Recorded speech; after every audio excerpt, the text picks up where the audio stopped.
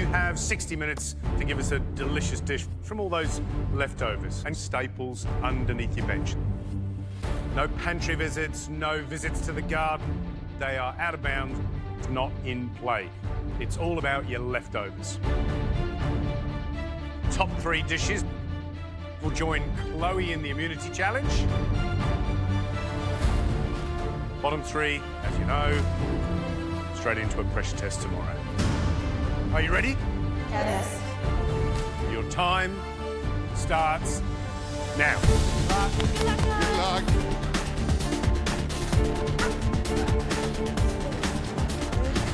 I've got more than half of the barramundi left. There's some of the coriander stems and leaves. It's just forcing us to be creative, and I hope I can come up with something. Time's just started and I'm going through my ingredients, and I think I'm going to go with the fish again. I've only got half a fillet of barra left. I have to be really careful and I have to be super conservative.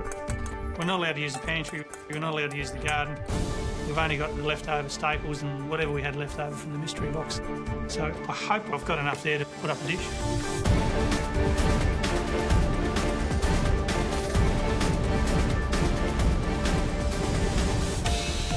I love cooking from leftovers. It's creative. You get your mind ticking, what's in the pantry, what's in the fridge. My dish is called a barra mornay. It's my take on my mum's tuna mornay. That dish comes from my heart, and I always cook better when I'm cooking with my heart. The mornay is all about the white, cheesy sauce. So I'm doing a bechamel, which usually you infuse the milk. I've got really limited ingredients, so I'm actually using the corn husk, and I'm also using the coriander root as well to add a bit of a peppery zing. I really want to be in that top 3 today. It means everything to me. I'd love to be fighting off with immunity with Clo. Yeah, game on.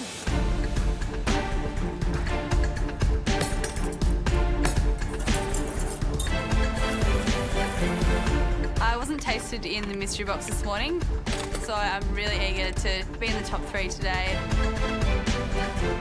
I have improved so much already in this competition, and I just want to show the judges that I have a lot more as well. Today I'm making a coriander ice cream with a lime syrup cake. I love coriander and lime. They're some of my favourite ingredients, but most people wouldn't consider putting coriander into an ice cream. I just hope this isn't too daring for the judges.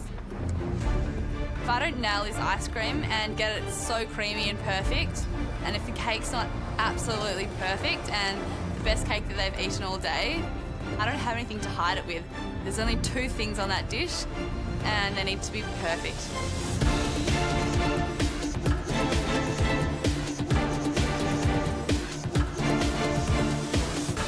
Today I'm doing a roasted pork sandwich with a coriander flatbread and a miso mayonnaise. I've cooked pork belly before plenty of times, and usually I do it in the oven. I just find it gives it a better texture with the heat, attacking it from all around, and you get a nice crispy crust on top. Quite a bit left, you know, coriander, plenty of leaves there, lots of roots, there's lots of lime. You can use these beetroot leaves in the flatbread. And I've got some miso as well for the mayonnaise, so plenty of pork, so all good. To get the pork how I want it today, I'm going to portion it up into smaller sizes, then I'll score it up, rub some salt in there, get it right in a pan in a screaming hot oven for about 30-35 minutes. Waste not, want not. That doesn't just apply for the food, it applies for the time. 45 minutes to go, come on, let's go.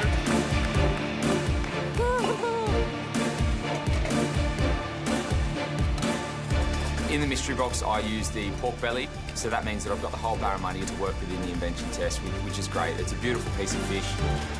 Got a few bits and pieces of scraps, a bit of beetroot, curry, some beetroot leaves, so yeah, really gonna have to put that creativity to the test today, for sure.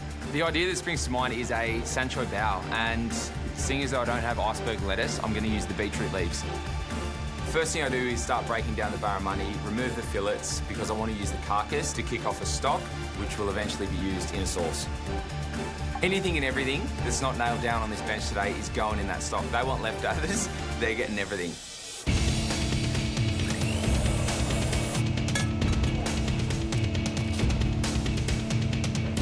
Today I've decided to cook a savoury dish. I'm making pan-fried barramundi with pickled beetroot scales, corn puree and a burnt miso sauce.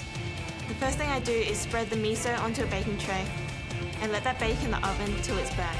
What are you concerned about? I'm concerned about everything because I don't do savoury.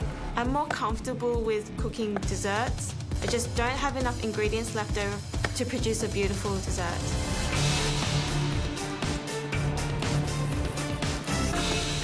I've been doing quite well in the mystery boxes and then struggling in the invention tests, hoping that I can break that curse today. Today I'm going to do a miso ice cream with a charred sweet corn crumb, coriander and lime caramel, and a vanilla meringue shard. First thing I get started on is the miso ice cream. I've cooled my englaze down and it's time to get into the churner and start churning. I'm worried about my ice cream today because I've only just got in the churner and it usually needs about 35 to 40, so I think I'm really cutting it down to the wire. We don't want leftovers, we want greatness! 30 minutes down, 30 to go! Woo! Good job, guys!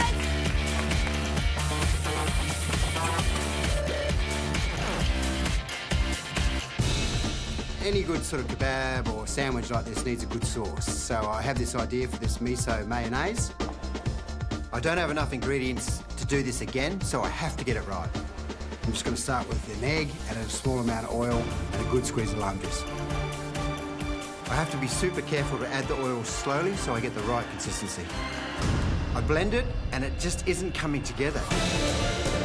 It just isn't working. This mayonnaise is crucial to my dish. I can't believe I'm going from one of the best dishes I've put up in the competition to this. I could be facing elimination now. I'm in huge trouble.